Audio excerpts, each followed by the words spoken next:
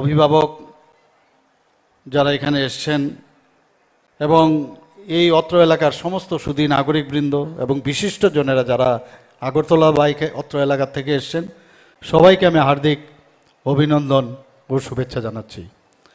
খুবই ভালো লাগছে আজকে এখানে ঢোকার সময় বোঝা গেল যে মানুষ কিভাবে আপ্লুত যে বইমেলাকে কেন্দ্র করে। একটু আগে এখানে আমরা মঙ্গল প্রদীপ জ্বালিয়ে এবং সুন্দর আমাদের ছোট ছোট মেয়েরা নৃত্য এবং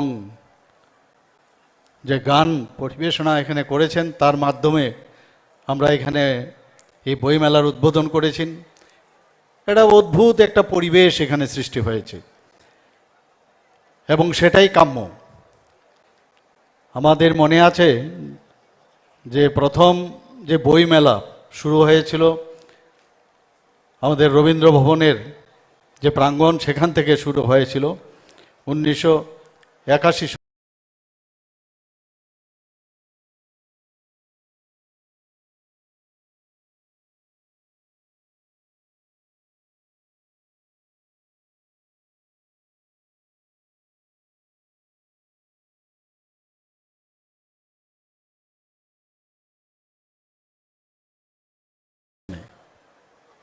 আর তারপরে দেখা গেল যে চিলড্রেন্স পার্কে সেটা নিয়ে যাওয়া হয়। পরবর্তী সময়ে উমাকান্ত স্কুলের প্রাঙ্গণে নিয়ে যাওয়া হয় এবং এরপর আবার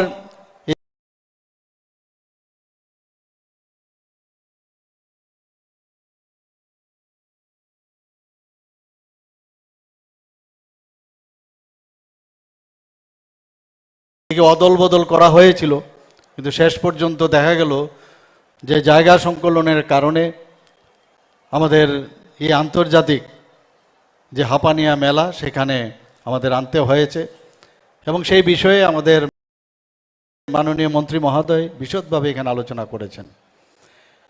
এক এক সময় আমরা জানি যে বই একটা ঘরে যদি বই না থাকে সেই ঘর কিন্তু আর ঘর বলা যায় না। তেমনি যদি বই আমরা না পড়ি তাহলে আমাদের শরীরের মধ্যে যে বডি উইদাউট সোলের মতো মনে হয়। বই যদি আমাদের না থাকে যেমন ঘর হয় না, সেই রকম তার যদি আমরা তুলনা করি আমাদের সোল যদি না থাকে একটা হিউম্যান বডিও বলা যায় না। তো সেইভাবে বই পিপাসু যারা আজকে এখানে উপস্থিত হয়েছেন এবং যারা বই লেখেন, কবিতা লেখেন, এই সংস্কৃতিকে সামনের দিকে এগিয়ে নিয়ে যান, তাদের চিন্তা চেতনার যে প্রসার তা জানবার জন্য আমরা কিন্তু বই পড়ি। এবং যারা আজকের যুব সমাজ স্টুডেন্টস বিশেষ করে তাদের এই বই পড়ার যে অভ্যাস সেটা কিন্তু বলতে দ্বিধা নেই, এখন কিন্তু অনেকটা হ্রাস পেয়েছে। আমাদের সময়ে যে অ্যান্ড্রয়েডের কথা বলা হয়েছে, বিভিন্ন যে মোবাইলের কথা বলা হয়েছে, নানা রকম ইলেকট্রনিক্সের যে ব্যবস্থাপনা, তার থেকে আমাদের যে একদম ইয়াং জেনারেশন তারা কিন্তু অনেকটা বই পড়ার থেকে বিরত থাকেন। কিন্তু আমরা সবাই জানি এখানে আমাদের বাংলাদেশের যে মাননীয় যে এমপি মহোদয় এখানে বলে গেছেন যে স্ক্রিন থেকে পড়াশোনা করলে তার এফেক্ট উনি বলে গেছেন এখানে কি অসুবিধা হতে পারে। উনি নিজেও একজন ইএনটি স্পেশালিস্ট, এফআরসিএস উনি, এবং আমি এই কথাটাই বলবো। এবং স্ক্রিন থেকে পড়লে যেটা মনে থাকে সেটা কিন্তু বই থেকে অনেক বেশি মনে থাকে আমাদের। আমরা যদি বই পড়ার অভ্যেস আমরা করি তাহলে সেটা কিন্তু মনে এবং হৃদয়ে সেটা গেঁথে থাকে সেটা। এবং তার মধ্যে যে কথাটা এখানে বলাও হয়েছে যে প্রকৃত বন্ধু বলতে যদি আমরা কাউকে আমরা যদি বিবেচনা করি সেটা হচ্ছে বই। বইয়ের মতো বন্ধু আর কেউ হতে পারে না।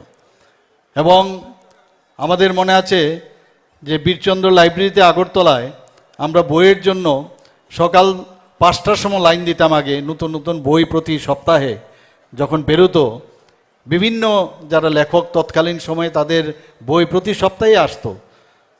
এবং সেখানে লাইন দিয়ে আমাদের দাঁড়িয়ে থাকতে হতো, কিন্তু সেই দৃশ্য কিন্তু এখন আর চোখে পড়ে না। কারণ সভ্যতার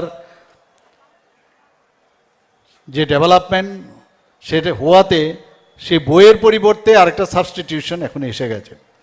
কিন্তু আমি অনেক দেশের আমি কথা বলবো, আমরা জানি যে যেখানে মানুষ মানে এত বেশি বই পড়ে, এবং ভারতবর্ষের যে প্রদেশগুলোতে যারা বেশি বেশি বই পড়ে তাদের জ্ঞান ভাণ্ডার অনেক বেশি উন্নত মানের।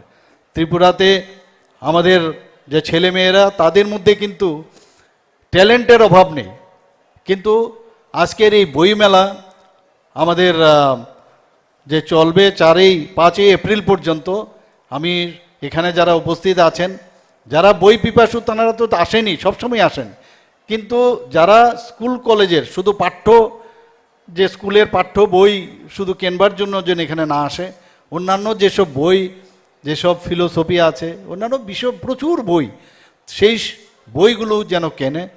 মানে সিলেবাসের বাইরে গিয়েও যেসব জানার যে আকাঙ্ক্ষা সেটা যেন আরও বৃদ্ধি হয়, তবেই আজকের এই যে বই মেলা আজকে আমরা এখানে উদ্বোধন করলাম তার সার্থকতা আসবে।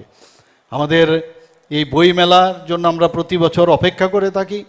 আজকে এখানে যারাই এতক্ষণ ধরে অপেক্ষা করে আছেন আমি ওনাদেরকে ধন্যবাদ দেব।